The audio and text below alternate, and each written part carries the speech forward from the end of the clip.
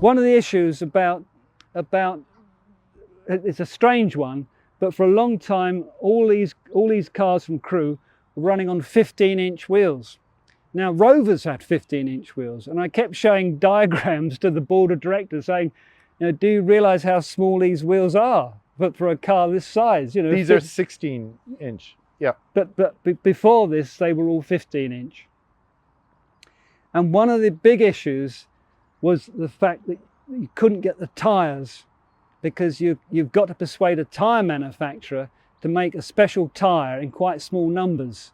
Oh, okay. And one of the big, I have to say, one of the most impressive things which showed you how the game had changed, when Dr. Piëch and Winterkorn from Volkswagen were at a presentation I was doing about wheels, I just said, we can't go to bigger wheels because we can't get the tyres.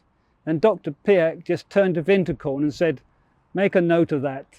And you know, within months they changed it, because they had the clout with the supplier. And Dr. Piëch is the one who said, make me a Bugatti that goes 200 miles per hour and is as reliable as a Golf. What he said went. So, you know, we wanted alloy wheels, but on the other hand, we wanted them to be Rolls-Royce wheels, which explains the very expensive stainless steel hubcap, which again, it's unusual for an alloy wheel to have an applied piece like that. Yes. Because usually alloy wheels were all alloy, because the supplier would happy with that. So this was an expensive way of doing it, but again, it's if you like, it's jewellery on a larger size. But it's a classic Rolls-Royce wheel by combining two different materials. And it's getting closer to that disc wheel. Yes. Yeah. You've still got to get air through here, ideally, or you've got to do it another way. But you still help to cool the brakes. Strange. I just put one quirk of life is that one of the reasons that engineering were on our side after years of not wanting to use alloy is that steel wheels, believe it or not, are not truly round. Now, I don't know what that means, but that's true. In other words, a steel pressing, which is welded together, is not as truly round as an alloy wheel, which is perfectly round. Now, I'm not saying you're going to bump up and down, but as far as balance goes and so forth, you can't do better than an alloy wheel. And the other thing, of course, is as you increase the size of the wheel slightly, you can put bigger brakes in. Yes. And engineers like that very much. They do. A big issue at this time was, similar to the bumpers, that legislation was changing quickly. And in fact, we had a department at Crewe that their only job was to look at legislation and try to second guess what was going to happen. Because some of the things were, I mean, some of the crazy stuff that was being talked about was having a car that could survive a 50-mile-an-hour impact, 50 miles an hour impact, and just walk away from it.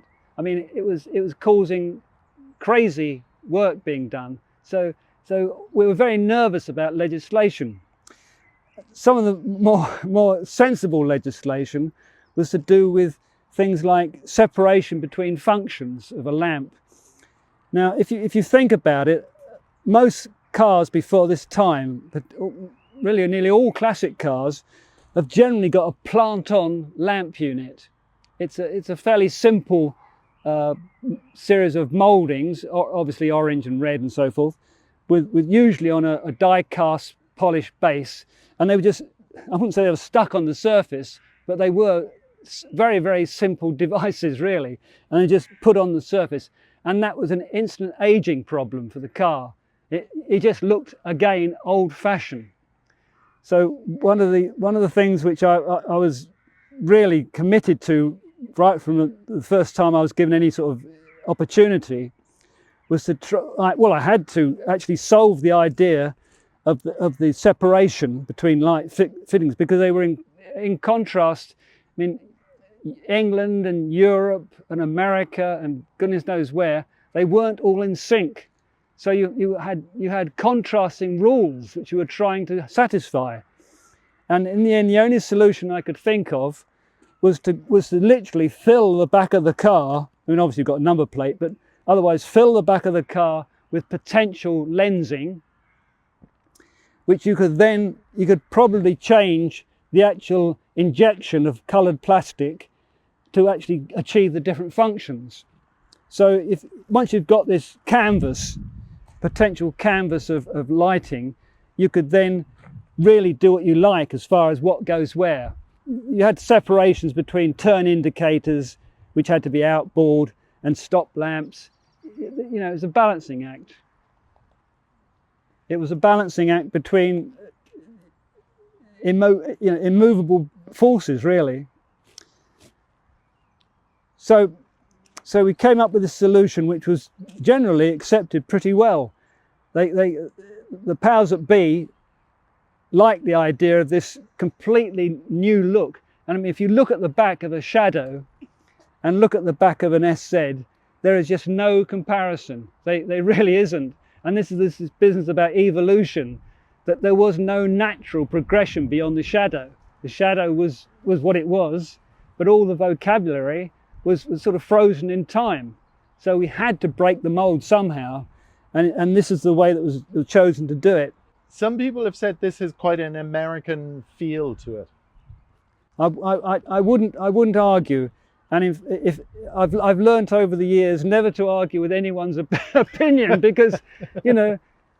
But America would have been one of the biggest markets. No one. The Americans have never complained about this sort of appearance. In other words, the presence, and you're back to presence. You know, if you can accuse the English or the Brits as being a bit reserved, and the little sort of off the shelf lamp unit here is, you know, a bit low key, not pushing it too much, you know. But in actual fact, it wouldn't pass the law anymore, and this would, and it gave the presence that marketing wanted. And when you see it in comparison to the small Silver Shadow, I mean, it's a big development. It is. It was an instant difference, and you follow these at night or just see them in general. This solution, I believe, was the right one at the time.